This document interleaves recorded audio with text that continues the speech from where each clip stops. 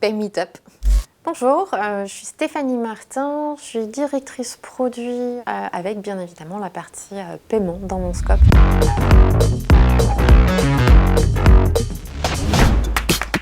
Buy now, pay later. Mardi. Post-it field. Multi-PSP. Dans l'absolu, ni l'une ni l'autre.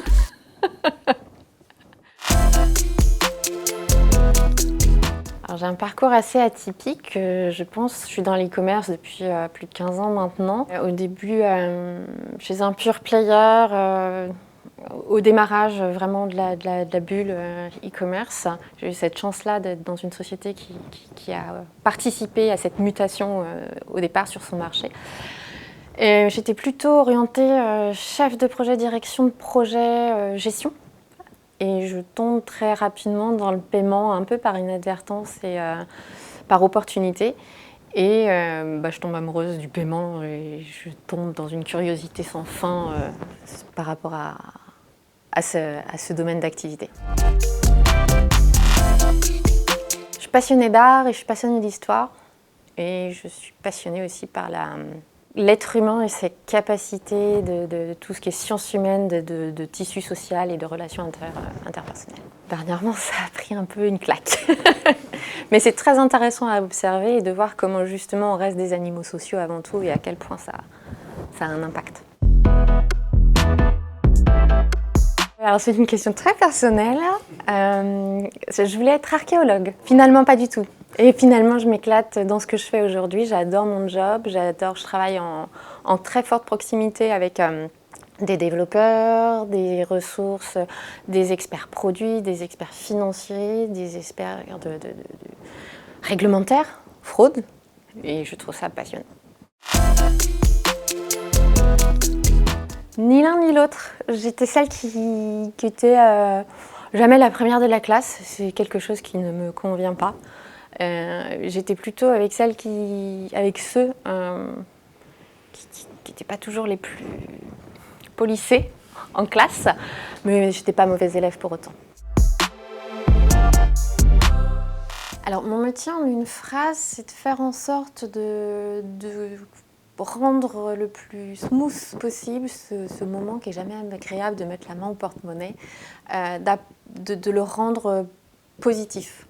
C'est le moment où l'utilisateur en fait, va aboutir à acheter ce qu'il désire et gommer ce côté négatif pour se focaliser sur l'expérience et l'aboutissement de son désir. Alors, mes missions chaque jour, c'est de proposer, encore une fois, une expérience la plus fluide possible, la moins intrusive possible, et une expérience de bout en bout de l'ensemble du produit qui est proposé sur le site, jusqu'à cet acte d'achat, expérience la plus fluide possible. Où on est focus, où l'utilisateur est concentré sur ce qu'il est en train de faire, sa recherche, son achat, sa comparaison, qui aboutit effectivement jusqu'à un acte d'achat, mais que ça soit vraiment pour lui intuitif et naturel. Il y a un truc où je ne passe pas une journée sans le faire, c'est monitorer mes flux, monitorer ce qui se passe, les performances, les temps de réponse, voir comment ça évolue, parce que d'une journée à une autre, ça peut évoluer très fortement. Après, j'ai passé beaucoup de temps avec mes équipes à réfléchir ou à suivre la production. Je travaille dans une entreprise qui a la chance d'être organisée avec un binomage très fort entre produit et technique, ce qui permet d'avoir des échanges très intéressants et une construction tout le temps itérative. Donc je passe beaucoup de temps avec mes équipes et je vais passer aussi beaucoup de temps à échanger avec mes partenaires, les challenger bien évidemment, les challenger sur les performances, sur la fluidité des parcours, passer un petit peu de temps aussi avec le legal et la finance, forcément. Réseaux sociaux, tout ce qui est communication, ça se fait de plus en plus, mais là où on a le plus de connaissances, de partage de connaissances, ça va être avec mes pairs, hein, donc des personnes qui font le même métier plus ou moins que moi, les échanges, les conférences. C'est vraiment là où on capte du savoir auquel on ne pense pas. On en capte beaucoup de soi-même quand on échange avec nos partenaires, quels qu'ils soient, avec nos équipes aussi forcément, parce que les façons de penser viennent se confronter et évoluer. Mais là où on capte le plus de connaissances externes qui viennent challenger la philosophie initiale, c'est effectivement plus dans les conférences ou dans les échanges qu'on a avec nos homologues. Il y a beaucoup de projets dont je suis fière. J'ai des équipes absolument géniales, donc on arrive à... Elles ne mettent pas toujours dans leur capacité à aller toujours plus loin, mais je dirais peut-être que c'est d'avoir réussi à monter plusieurs projets, plusieurs facettes de projets qui ont permis une meilleure maîtrise et une meilleure connaissance à la fois des performances de paiement et de la maîtrise de la fraude. Puisque pour moi, l'un ne va jamais sans l'autre. Et de réussir à trouver cet équilibre, c'est vraiment ça qui me rend le plus fière aujourd'hui. Oui, le Covid a ouvert des opportunités. Justement, on avait de telles contraintes que des façons de faire ou des façons de penser ont été complètement revues et repensées. Dans nos équipes, le fonctionnement tous dans nos entreprises, on a tous revu la manière de travailler, la manière d'échanger entre nous, la manière de concevoir, de ces conceptions qui nécessitent quand même beaucoup d'échanges. Et sur le e-commerce en particulier, ou le paiement plus spécifiquement, on a bien vu à quel point ça a été un accélérateur de toutes ces nouvelles modalités de paiement. Sans contact, à distance, le e-commerce n'a jamais été en telle croissance que depuis ces 2 dernières années. Donc le Covid a permis de faire tester ces nouveaux services aux personnes qui pouvaient être réfractaires et du coup de donner confiance à nos utilisateurs, tous sites e-commerce confondus, dans ce qu'on proposait dans la sécurisation du paiement. Moi, je trouve le plus intéressant, c'est que le paiement a jamais été forcément très mis en lumière. C'était un mal nécessaire pendant très très longtemps. Et pour moi, c'est beaucoup plus que cela. C'est un vrai levier de croissance, c'est un vrai levier de performance, de pertinence. Et parce que justement, avec parfois très peu de choses, on arrive, vu les volumes qui sont adressés, comment ça fonctionne, on arrive très vite à rendre des utilisateurs beaucoup plus satisfaits de l'expérience sur le site. Parce que c'est la dernière, c'est celle dont il va se souvenir. Plus c'est smooth, plus ça se passe en douceur et hors contexte réglementaire, juridique, etc. Plus cette partie-là, elle est smooth et mieux c'est.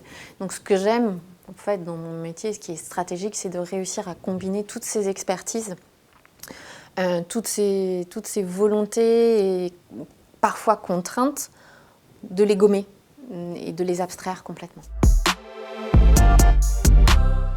Mes équipes et le challenge que mes équipes vont m'apporter au quotidien, honnêtement. Le paiement, c'est un écosystème en perpétuelle évolution qui bouge tout le temps. Quand on commence à stabiliser quelque chose, il y a quelque chose de nouveau qui arrive. Et en fait, c'est ça aussi qui est hyper motivant, c'est qu'on a toujours quelque chose de plus à aller voir, à aller chercher. Je suis un manager comme un autre avec des qualités et des défauts.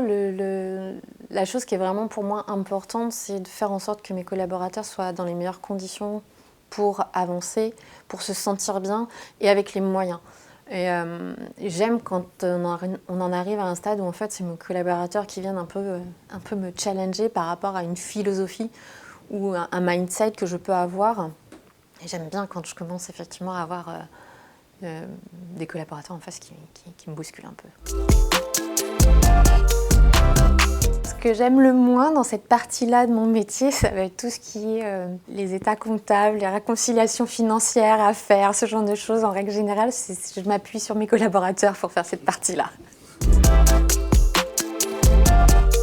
Moi, je crois que effectivement j'ai beaucoup de chance au niveau des moyens qui sont mis à notre disposition. C'est que j'ai plusieurs équipes de développeurs et de product owners ou product managers qui sont dédiés au paiement, avec des expertises qui se développent petit à petit. Et j'ai aussi une partie, une équipe experte en analyse de la fraude monétique. Donc on a un petit pool de compétences, un petit centre de compétences qui est quand même assez développé. C'est quand on n'aura plus besoin ni de notre téléphone ni d'un ordinateur pour pouvoir payer. Je ne suis pas assez créative pour savoir quelle est la solution, mais oui, quand toute cette notion-là sera complètement gommée, et ça sera une expérience end-to-end qui sera top. Madame Ghetto Blaster qui a son vieux poste à vendre, mais parce qu'elle ne veut pas le jeter, elle est très consciente de l'impact écologique. Et elle a trouvé quelqu'un qui est collectionneur et qui souhaiterait effectivement l'acheter. Ils se rencontrent, bien évidemment, le poste lui convient parfaitement, il est ravi, il est heureux comme tout de compléter sa collection. Il récupère donc le poste, un petit chèque paiement parce que vraiment c'est trop chouette d'avoir trouvé cet objet-là, et ciao, chacun rentre chez soi. Et le paiement est passé avec le plus grand plaisir de tout le monde, sans difficulté, sans sortir son portefeuille. Hâte de voir les autres épisodes de Pay Meetup et de voir ce que mes pairs et mes homologues vont avoir comme philosophie et comme perception du rôle du payment manager. Quelle est la meilleure expérience de paiement que vous ayez vécue? Je serais curieuse de savoir.